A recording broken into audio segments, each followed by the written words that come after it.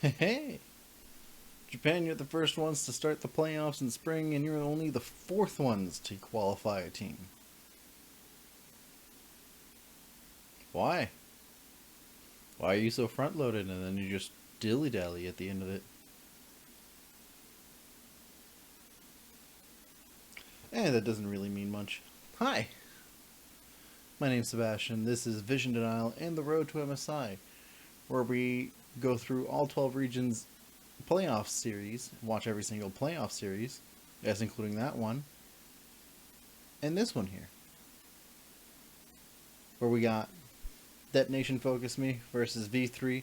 And with that, I want to say congratulations to Detonation FocusMe for being the fourth team to qualify to MSI with a 3-1 score.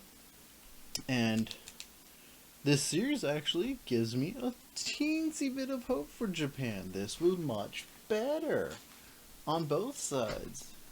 I was quite surprised. Very surprised, even. I wasn't expecting going from like the Latin American finals being so meh to the Japanese finals being meh. Let's rewind a little bit. All right. So things that I liked. I am glad to say that some of the drafting is simpler. Some. V3 unfortunately doesn't like to be simple, but Detonation Focus Me has a very clear identity and very simple approach to the game. Greatly appreciated.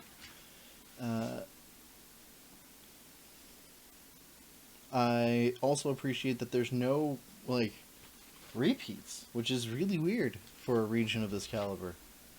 And by that I mean like it's a tier 4 region. The tier 4 regions are pretty notable for like over repeating things. So it surprised me in a good way. Vision actually was pretty solid. I think the V3's vision was better but inefficient. They kept putting wards in places that were ineffective. And like that comes with the game a lot of the times. Teams have to properly evaluate whether or not there is like if the vision that they're placing is going to help their win condition, because they have to be able to tell information and gather information from something. And so if they place vision and they gain no information from it, then they can infer other stuff better, but it doesn't necessarily help if you're placing the brunt of your vision on one side of the map, but it's placed in a way that just like, how do I explain it?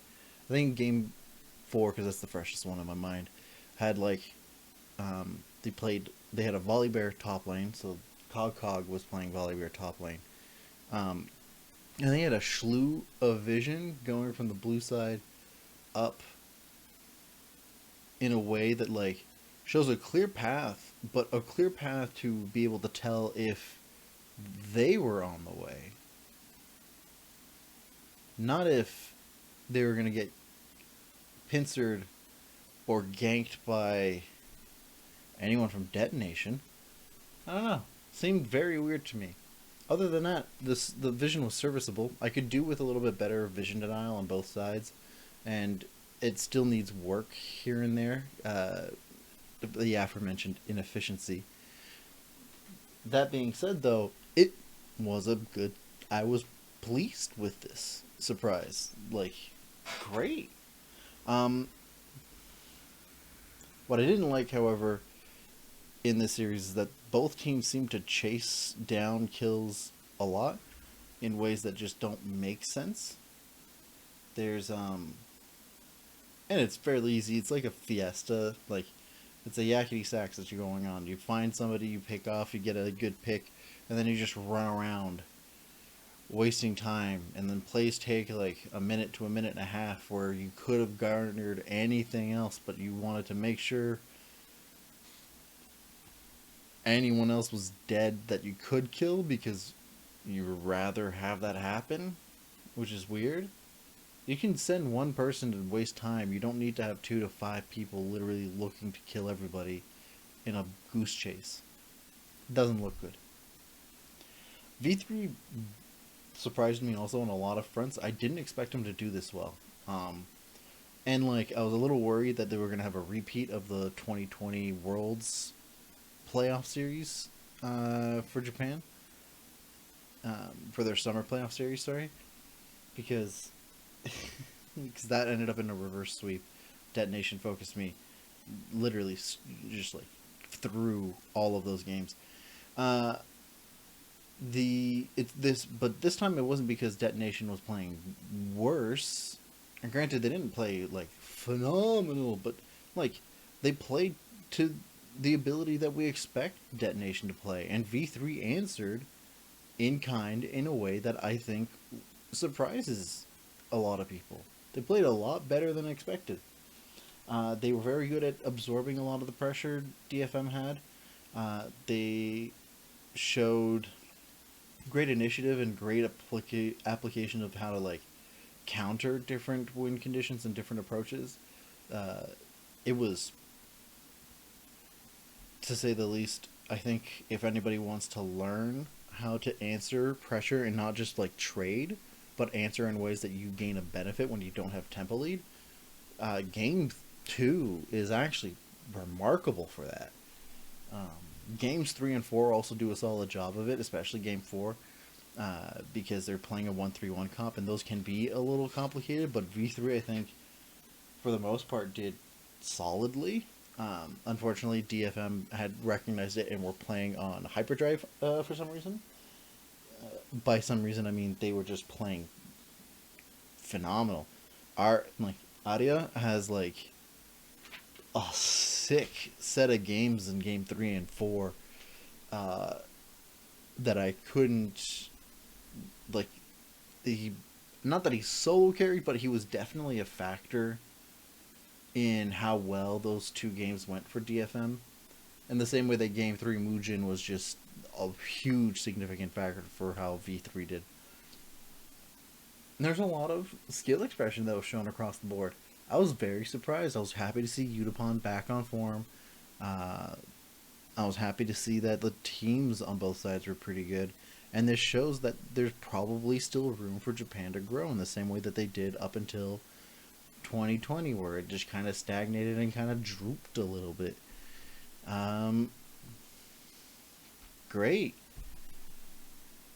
Now, what does this mean? Well, I'm going to put it... No, God, I got to figure out the angle to this. So I'm just... right over here. So I'm going to go... Yeah. So, right now, I don't know if editing me will make it different, but right now, I'm placing Japan in second place. There's only 4 teams, so like we got 8 teams, including Europe's, North America's, Vietnam, and like most of the tier 1 and all of tier 2 teams to go, plus 3 others. So, like right now, them being second place is more to do with them being better than the 2 last ones, marginally so.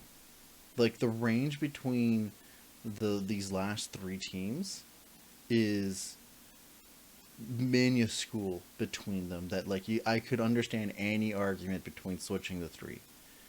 The reason why I put this here is, one, I've seen Detonation FocusMe play more playoff series against different teams as opposed to Latin America. I've only seen 2 teams.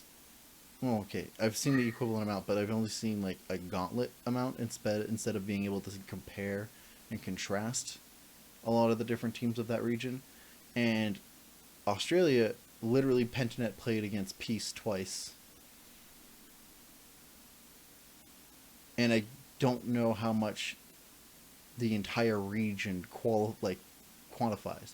So like Latin America is last because there's a lack of information, and what I've seen does not indicate a good faith for me. And I have the equivalent amount of information from Australia / Oceania, the LCO, to show that if I was to put Detonation FocusMe versus Pentanet GG, I would 70-30 give it to Detonation. Like, without a doubt in my mind, they have a better grasp of the vision play. and their win conditions. They seem to have a wider champion pool and are able to draft in ways that um, still allow for simplicity and don't seem to be requiring team fight to win all the time. They, surprisingly enough, uh, Detonation found ways to beat, like, to win out skirmishes and win out like different objective trades, not necessarily through team fight. Granted, there's a lot of it. Lower tier regions do a lot of team fighting, but I saw a good amount of wave pressure being used as opposed to how most of Australia, I didn't see a lot of complexity in the play, and to each their own and their strengths themselves. But at some point, the higher echelon of your team needs to be, the better I expect them. But Latin America is a tier 3 region, and they just did much poorer than expected, so they're lower.